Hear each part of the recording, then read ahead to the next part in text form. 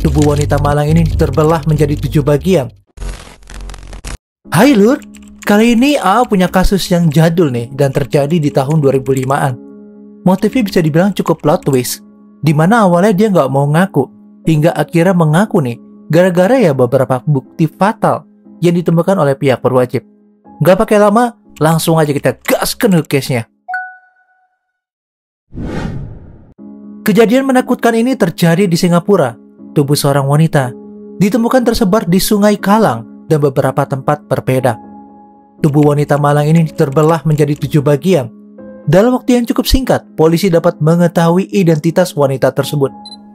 Ia diketahui bernama Liu Hongmei, seorang wanita berusia 22 tahun dan merupakan warga negara Cina yang melakukan migrasi ke Singapura dengan harapan mempunyai hidup yang lebih baik.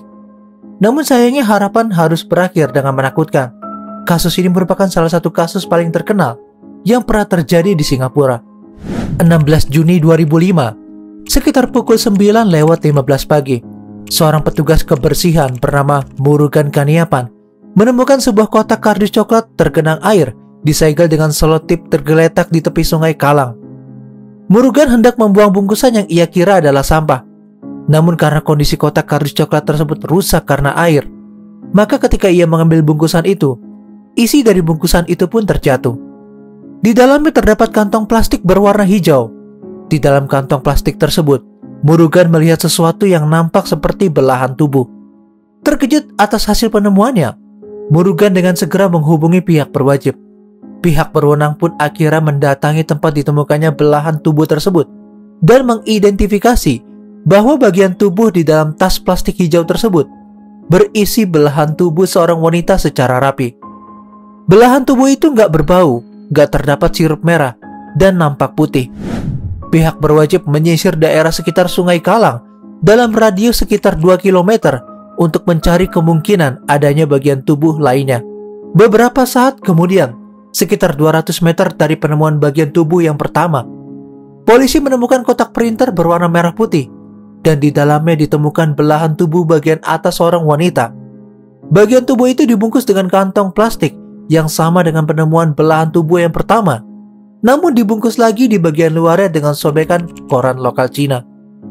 Polisi mengirimkan belahan tubuh itu kepada ahli patologis Dr. Theo Eng Su.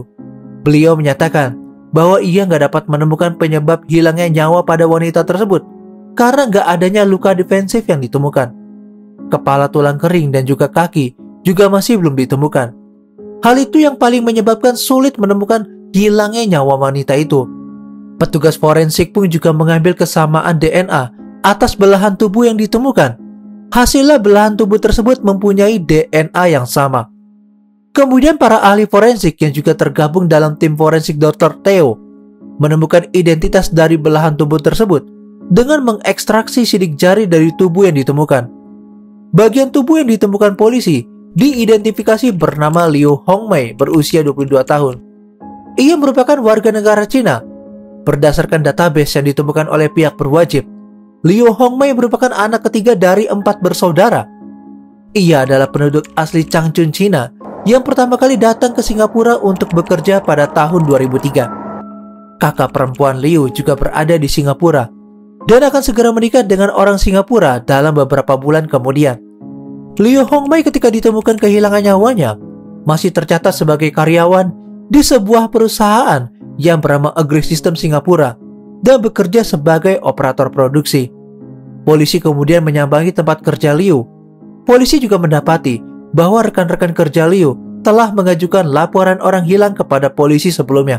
Hal itu dikarenakan Liu yang absen dari shift malamnya sejak malam sebelumnya. Polisi pun menginterogasi rekan-rekan kerja Liu. Liu dikenal sebagai pribadi yang ceria dan sangat akur dengan pekerja lainnya. Namun ketika polisi bertanya lebih lanjut, polisi menemukan bahwa Liu mendapatkan promosi dalam waktu yang cukup singkat semenjak ia mulai bekerja di tempat itu.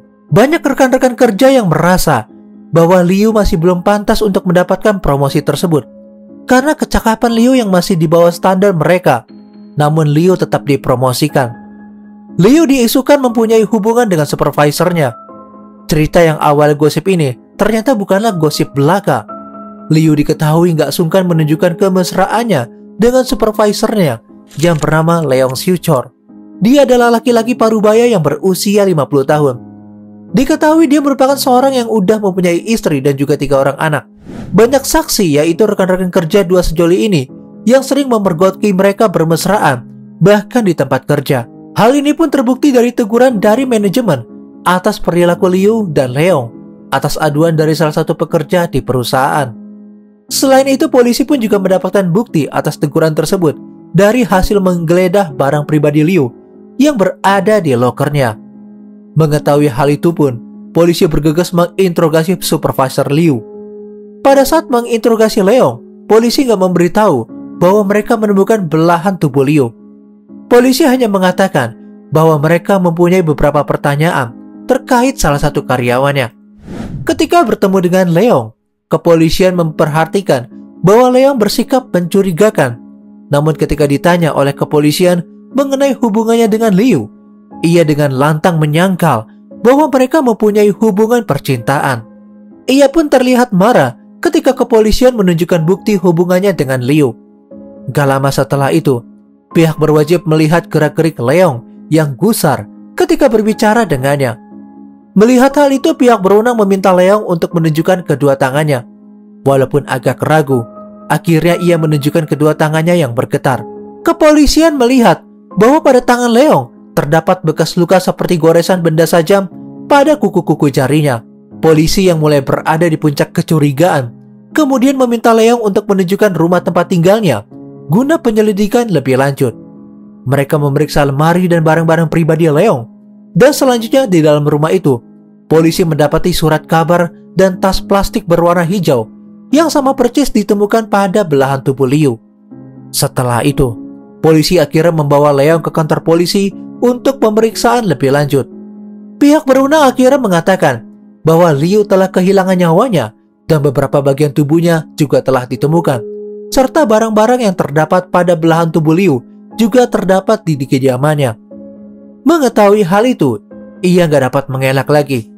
10 jam setelah diamankan di kantor polisi, Leong mengaku pada polisi bahwa ia menghabisi Liu. Namun ia mengatakan bahwa hal itu atas persetujuannya. Leong mengatakan bahwa karena hubungan mereka terlarang, mereka berencana untuk meninggalkan dunia ini bersama. Leong juga mengaku telah menjalin cinta dengan Liu sejak 1 tahun yang lalu. Ia menceritakan bahwa pada tanggal 15 Juni 2005, Liu Hongmei memintanya untuk meninggalkan Singapura dan ikut bersamanya kembali ke Cina guna memulai hidup baru. Leong mengatakan dia nggak tega melakukannya karena ia masih mencintai istri dan 3 anaknya yang udah dewasa. Dia mengatakan bahwa Liu merasa putus asa tentang hubungan mereka dan menyarankan kepadanya untuk menghabisinya. Leong juga mengklaim bahwa untuk menunjukkan ketulusannya, Liu rela membiarkannya mencekiknya terlebih dahulu, lalu ia kemudian akan menyerahkan dirinya untuk dihabisi. Awalnya Leong setuju karena ia juga merasa putus asa tentang masa depan hubungan mereka. Ia bersikeras bahwa ia mencintai Liu dan merasa tersiksa secara mental atas kematiannya dan mengaku nggak berniat menghabisinya. Leong mengklaim dia menjeratnya dari depan sampai Liu kehabisan nafas dan kemudian kehilangan nyawanya. Setelah itu Leong berpikir dengan perjanjiannya dengan Liu, namun Leong ketakutan dan gak bisa memaksa dirinya untuk melakukannya. Karena panik ia menyembunyikan jasad Liu. Mengingat salah satu putrinya akan segera pulang, Leong tahu ia harus menyingkirkan jenazah Liu dengan cepat. Leong kemudian memberitahu kepada polisi bahwa dia menggunakan pisau daging dan palu karet untuk menghabisinya. Dia melakukannya dengan mengetuk palu karet ke atas pisau untuk menghabisinya. Dia lantas membelahnya menjadi 7 bagian. Setelah selesai membelah, Leong kemudian mengemasnya ke dalam 5 paket terpisah menggunakan kotak kardus bekas dan kantong plastik. Setelah ia menyelesaikan perbuatan mengerikannya itu, Leong kemudian membersihkan kamar mandinya serta membersihkan diri. Ia kemudian mengendarai sepeda putranya untuk membuangnya. Setelah itu ia kembali pulang ke rumah dan melanjutkan membuang bagian tubuh lainnya ke Sungai Kalang dan beberapa tempat lainnya. Setelah membuangnya, ia kembali ke rumah pada pukul 5 sore untuk membersihkan benda tajam yang telah ia gunakan dan bersiap pergi bekerja shift malam seperti biasanya pada jam 7. Namun penyelidikan polisi lebih lanjut mengungkap detail yang nampaknya nggak sesuai dengan klaim Leong tentang cerita cinta dia dan Liu.